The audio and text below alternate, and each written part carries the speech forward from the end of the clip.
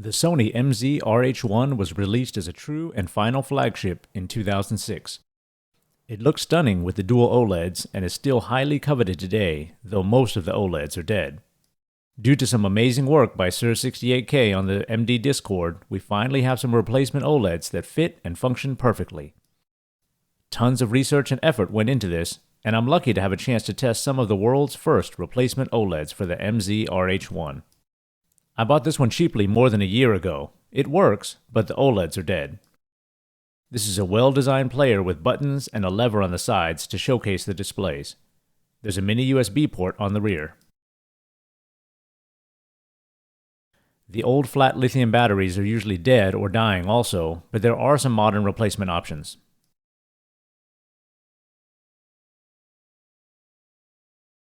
Here's a quick peek of the displays. I'm really excited to get them in and tested.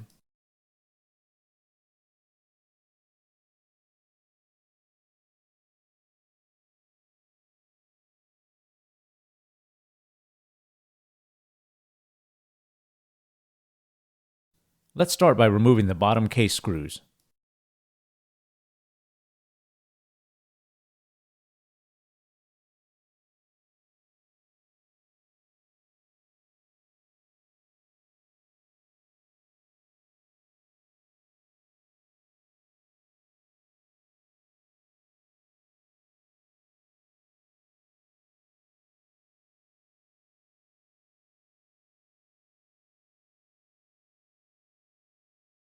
Be gentle and pry one of the arms holding this battery door flap.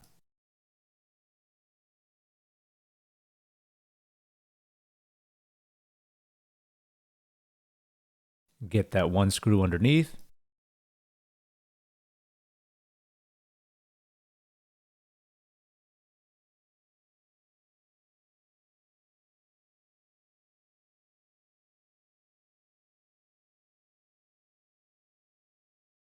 The bottom is easy to remove, jack side last.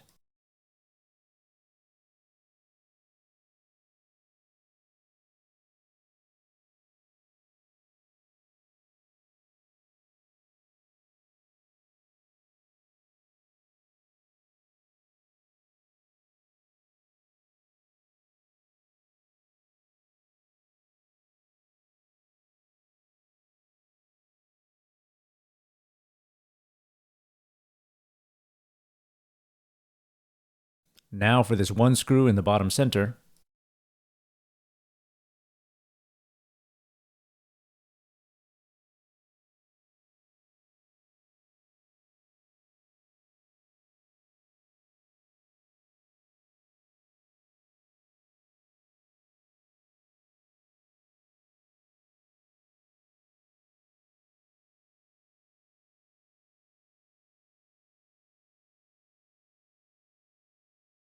Then very gently pry up on the black tabs.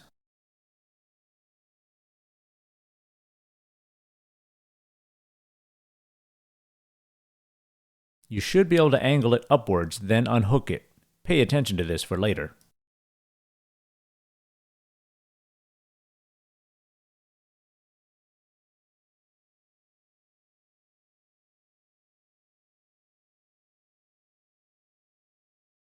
Just one flex cable to pull out.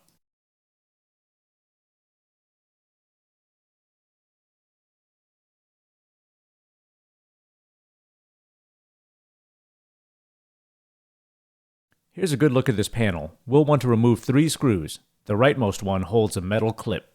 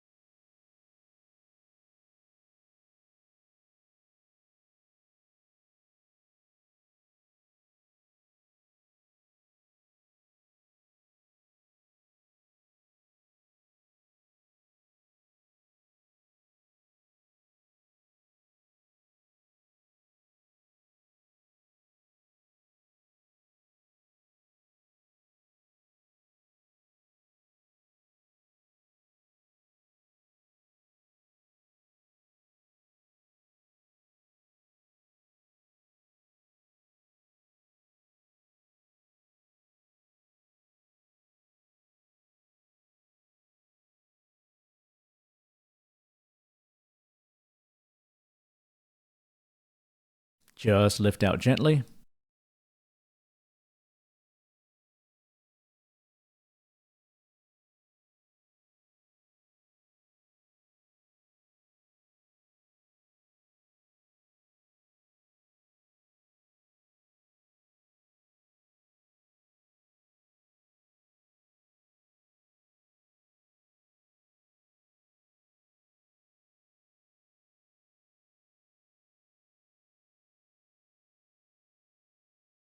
Here's the back of the display board, just one screw.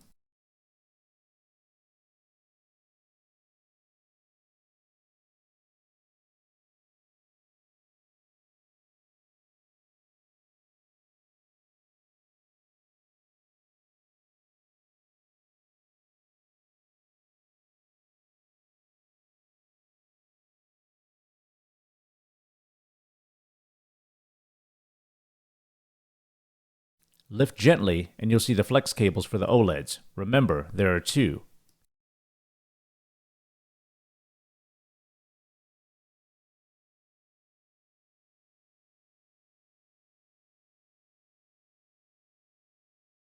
We'll gently unclip them.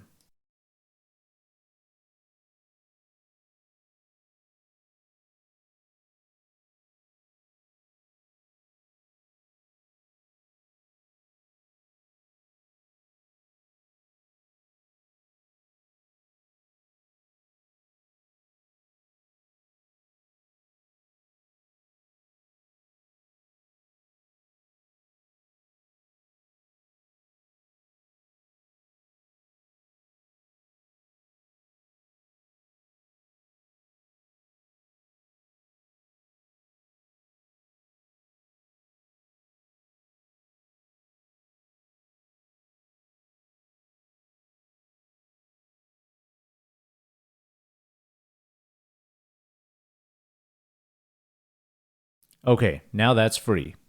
Let's look inside where the displays are still housed on a plastic board. We'll remove these two screws in the center. Note that spring arm position for the jog lever.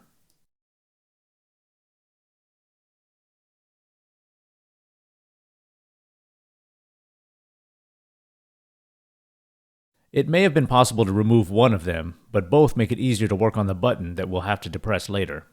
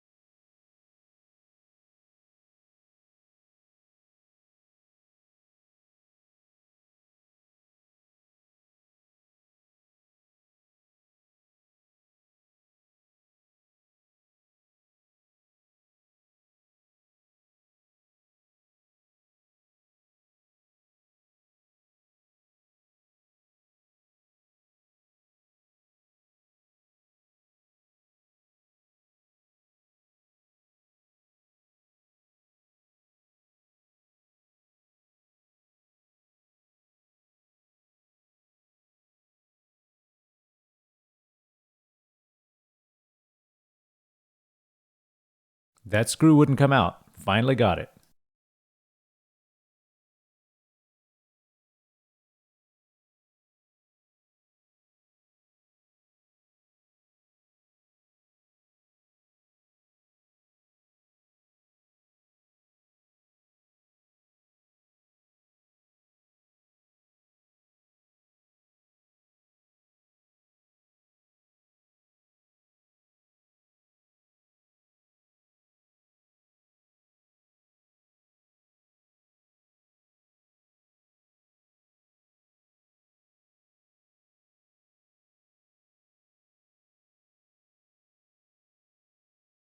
This button needs to be pushed down and through so we can remove the board holding the OLEDs. Be gentle.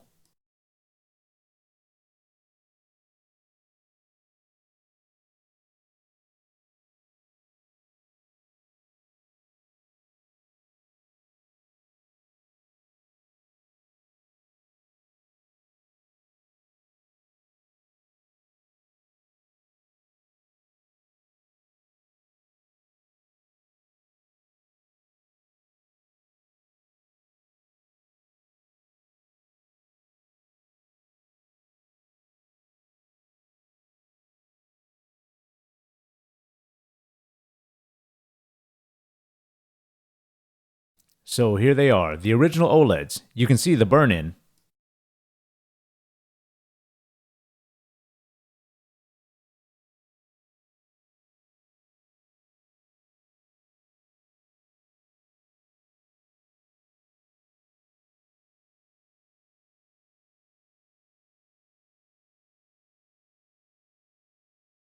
Since this is the rear and there are no fasteners, that means they're just held in by adhesive.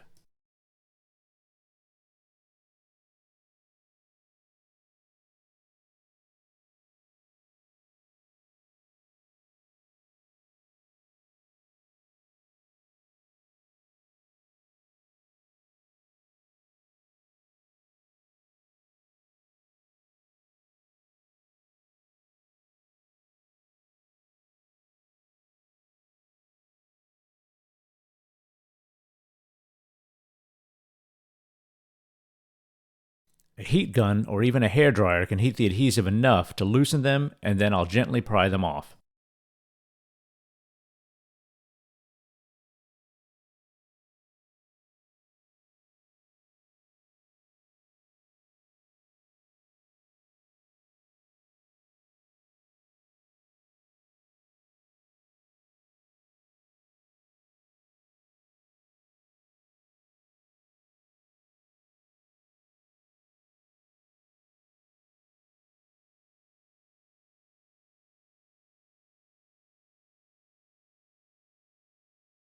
You can see they're very flat on the board, but softening the adhesive with heat worked easily.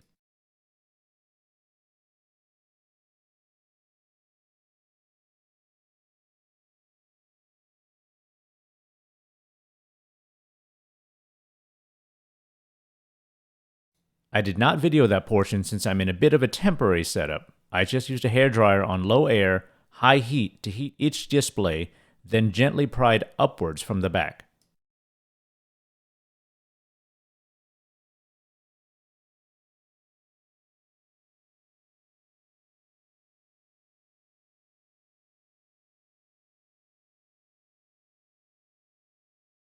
Here you can see the OLED removed from the board.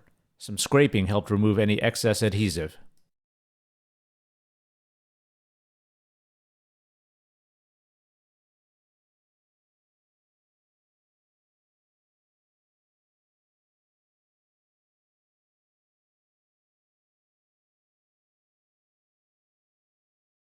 Okay, let's finally take a look at these newly designed OLEDs.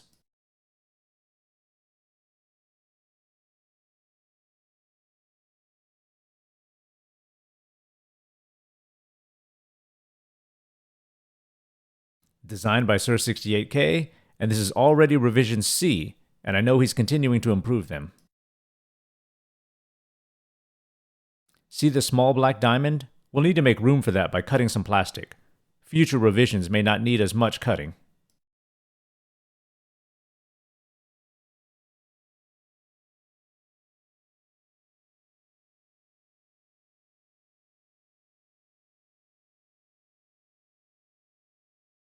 Sir 68K worked hard to make these a great fit, and you can see they line up perfectly.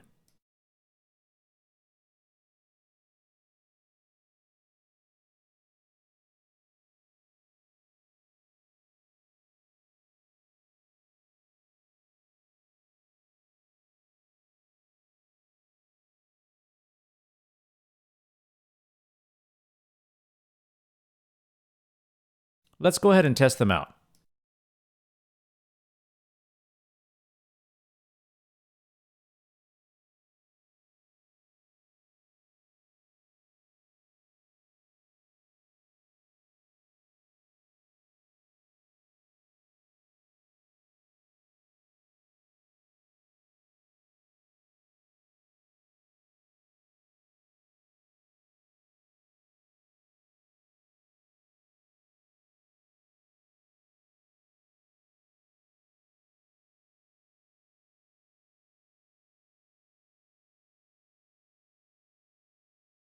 Let's get them clipped in.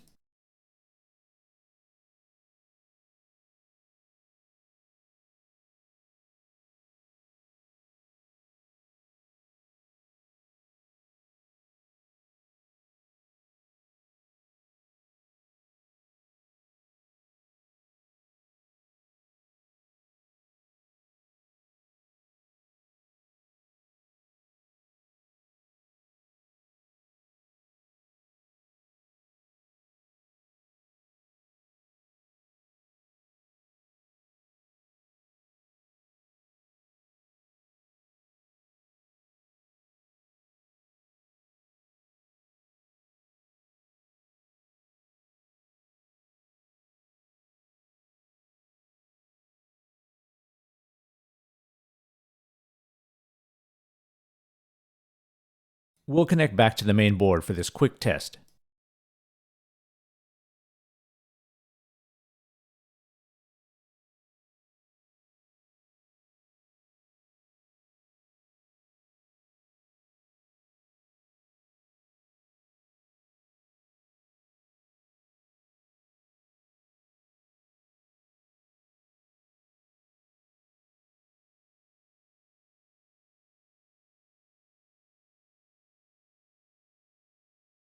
Yep, they're working and looking great. I can't wait to get this job done.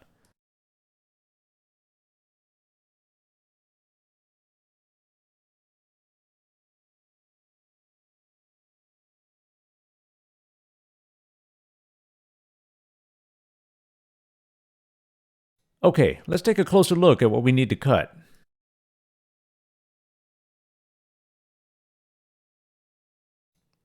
These OLEDs are going to fold over and sit on this black plastic. We'll need to make room for the components that I'm pointing at.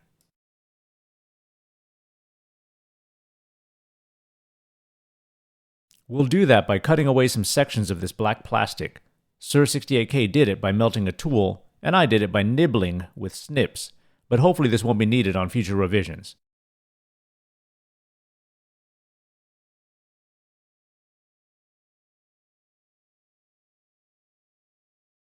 Here's a pic from Sir 68K himself showing the areas to remove.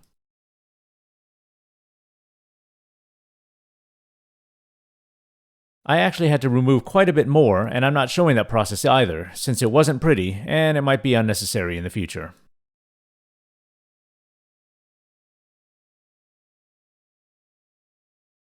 Now that the OLEDs sit pretty flat on the black plastic, I'm folding it in and testing the fit.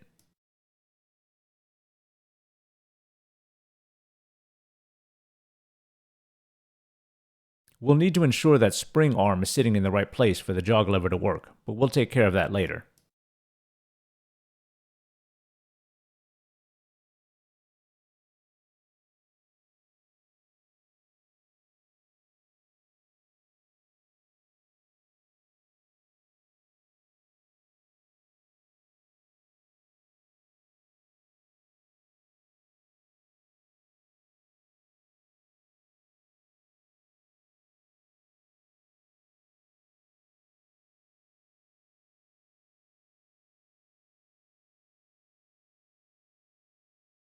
Okay, looks pretty good.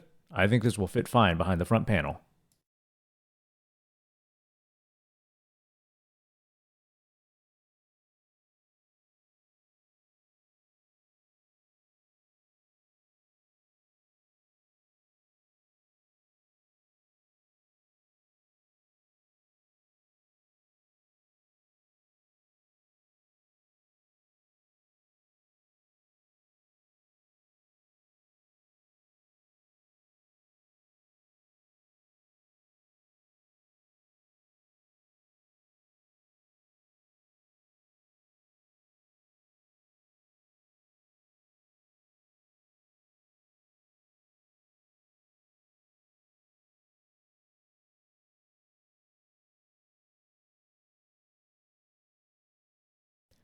Let's quickly test by screwing this panel board down.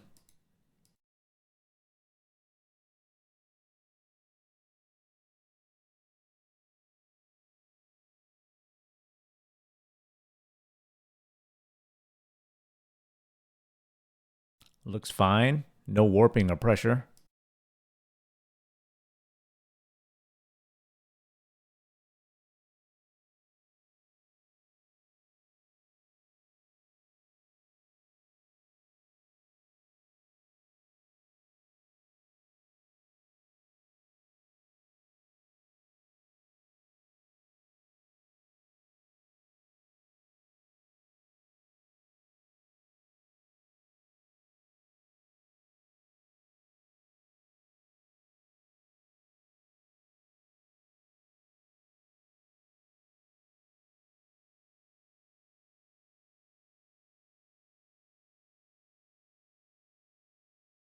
Let's line up the spring for the jog lever again. It'll keep happening until I close it up.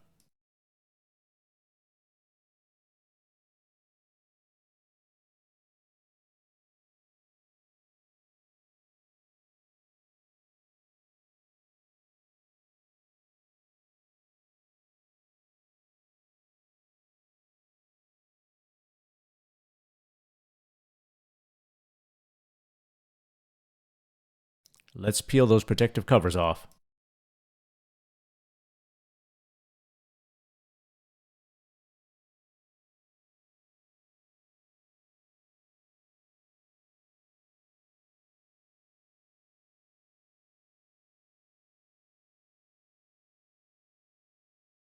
You can see the T-mark button hanging there, so we'll insert it back in on that side first.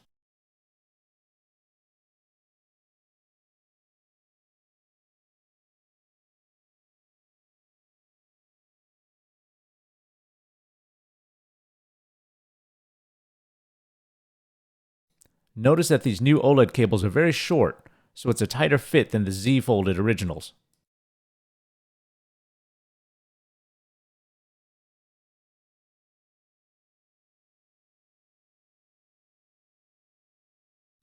There, it's in, but this is just a test. We'll need to get the other button panels in place.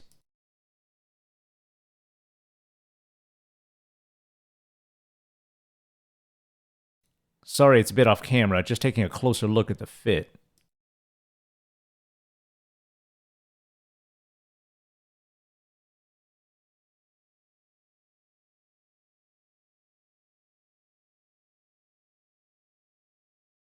Okay, it's time for the real deal. Let's get the buttons in place.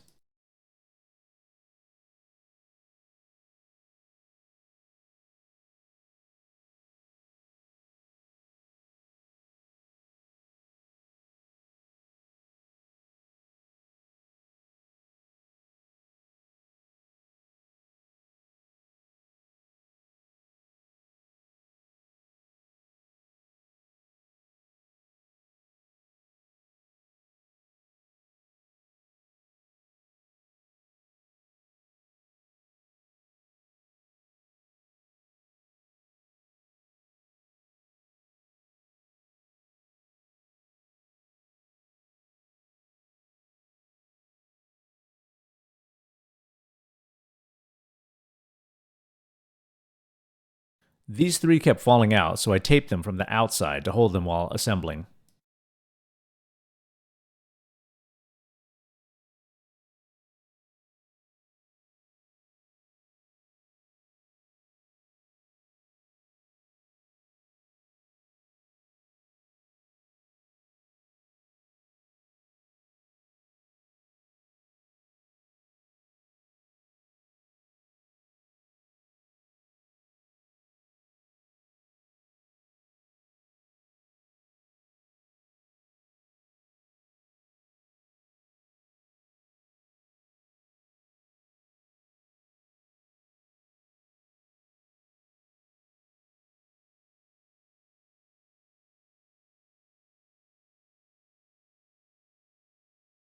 Okay, here we go. T-mark button first.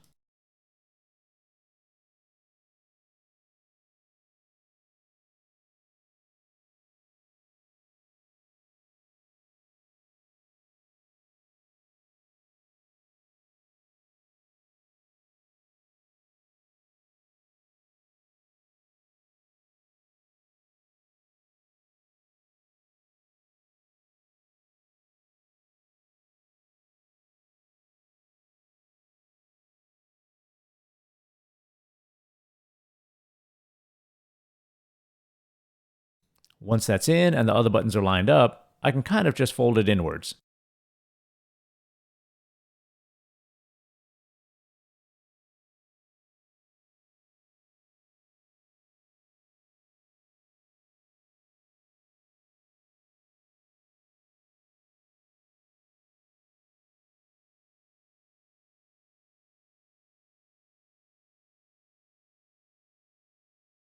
Reaching in to secure this plate to the front panel.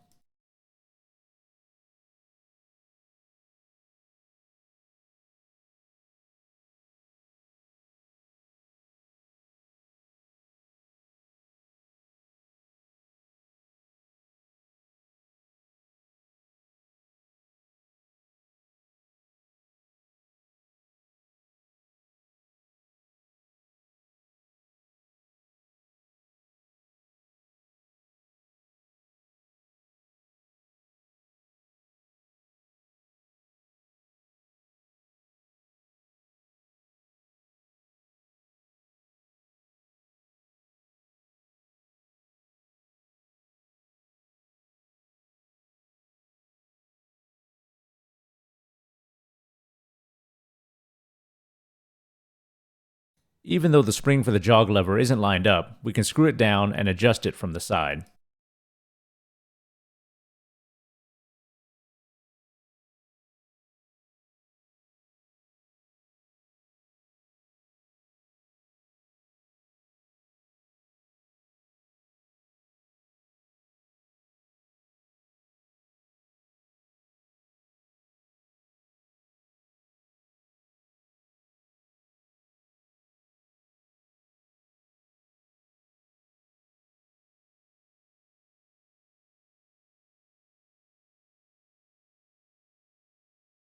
Going to tighten that one small screw.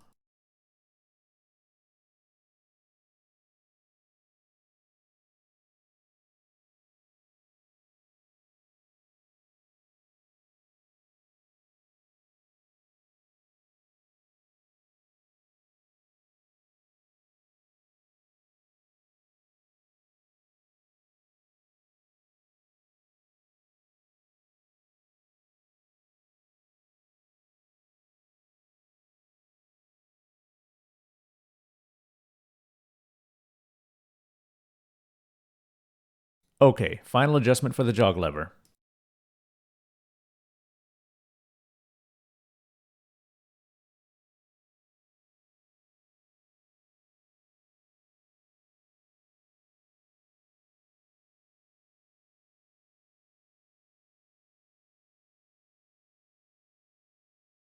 All the buttons are lined up and clicking properly.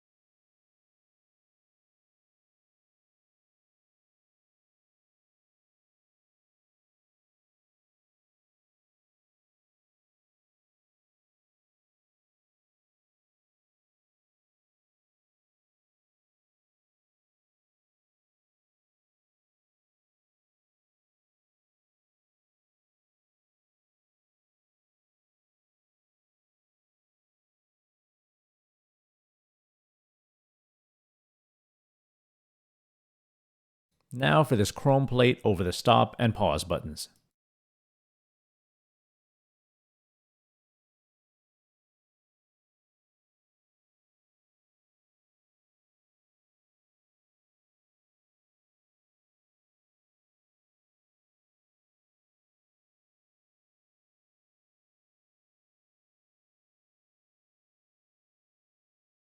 And now this chrome plate that holds everything down.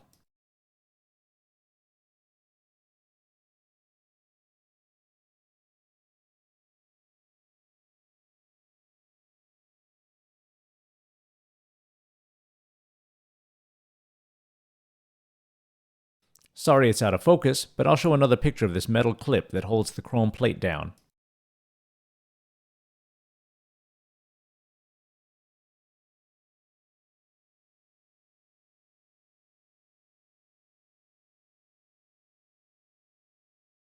You'll see that it has a small hook that holds the chrome plate in place.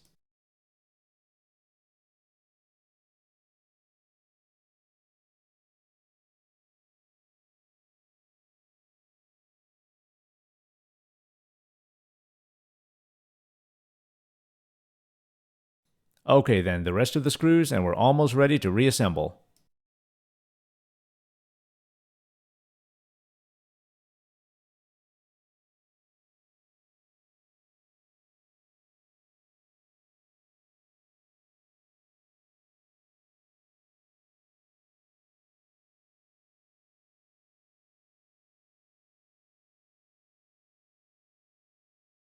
Looks good and flat, no bulges or pressure.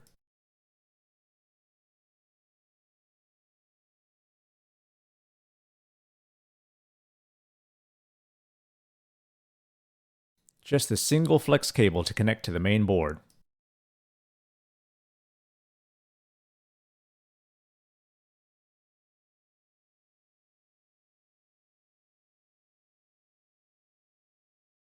And now to hook this on. It took a bit of time, but basically it'll hook on from the MD tray side and then fasten on the bottom.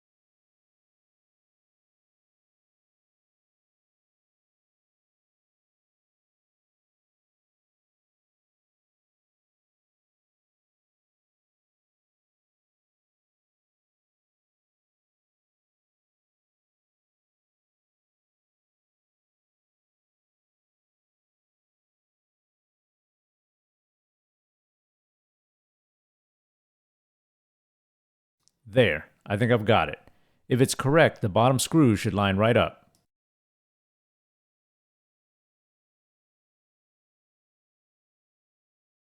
And there it is.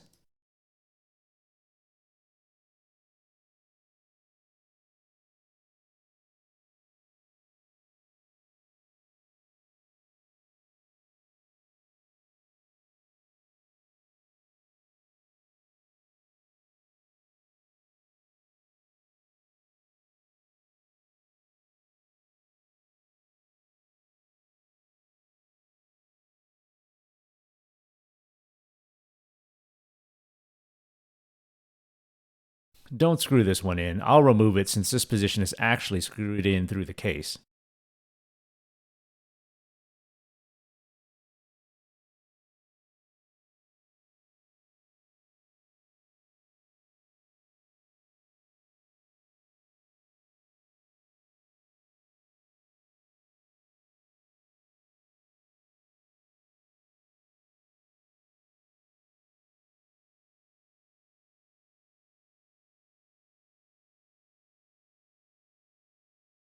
See, I realized it, and I'll be removing it.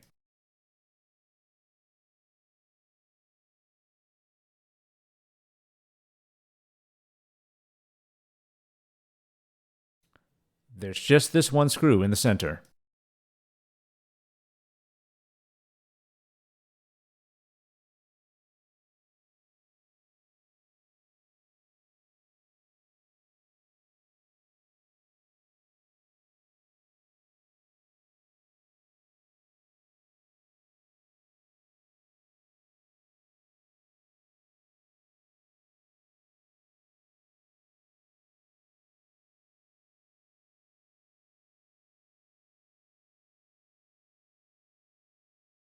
Let's get this case on, jack side first.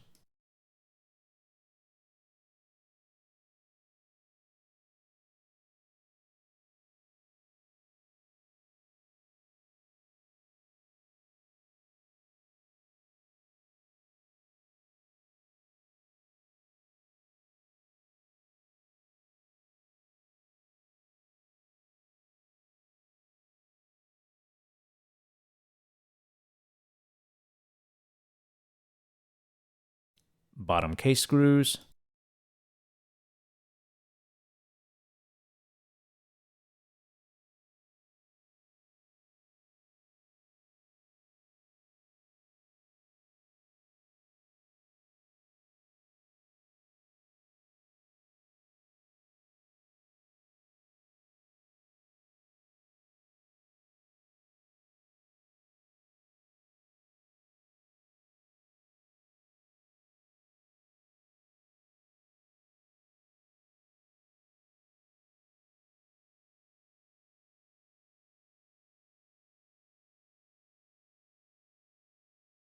That one screw under the battery door flap.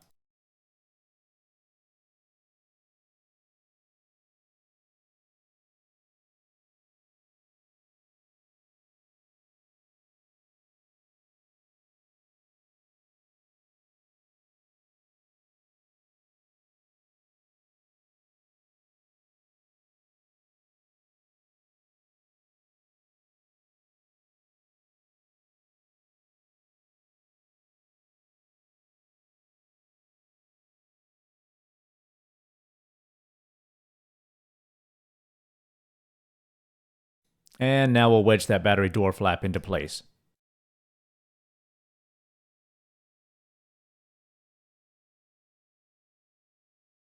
Insert battery, and let's test.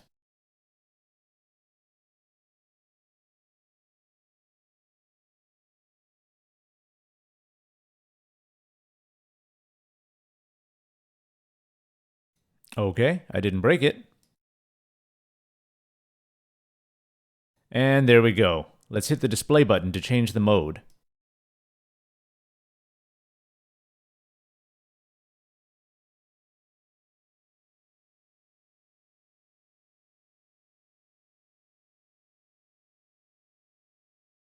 There it is. The dual displays look great.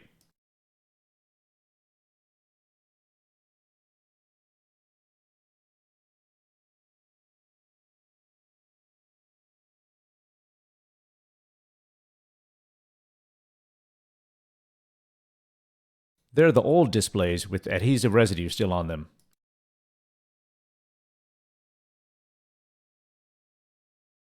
Quick pic for Instagram.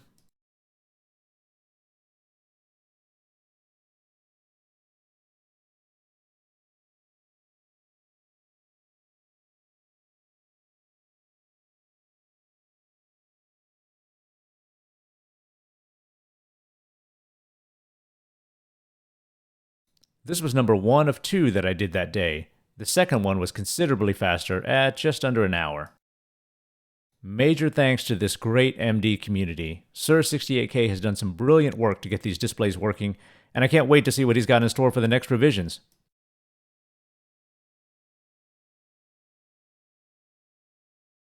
If you've got an MZ-RH1 that needs display replacements, I know this is exciting news, but please be patient and wait for some updates.